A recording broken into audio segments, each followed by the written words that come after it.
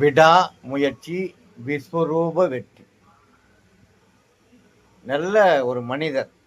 அவர் சொல்லுகிற செயல், அவர் பேசுகிற வார்த்தை எல்லாம் ஒரு வித்தியாசமான ஒரு திரைப்பட நடிகர்.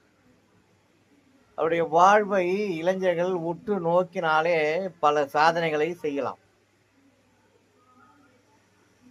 இருசக்கர வாகனத்திலே வெல்ல வேண்டும் நினைத்து மெக்கானிக்காக பணியாற்றி, அப்புறம் சிறு சிறு விளம்பர படத்தில் நடித்து, அதன் பிறகு நடிகராகி உலகம் புகழ்பெற்ற நடிகரை போல ஆகிவிட்டார். இருந்தாலும் கார் ரேஸிலே கலந்து கொள்கிறார், மோட்டார் சைக்கிள் ரேஸிலே கலந்து கொள்கிறார். நேச்சுரலா இருக்கிறார், டை அடிப்பதில்லை, எல்லாம் இருக்கிறது. ஆனால் ஒன்று சொல்கிறார், வாழ்க வாழ்க என்று என்னை சொல்லாதே, நான் வாழ்ந்து விட்டேன், நீ எப்பொழுது வாழப் போகிறாய் என்று சொன்னார்.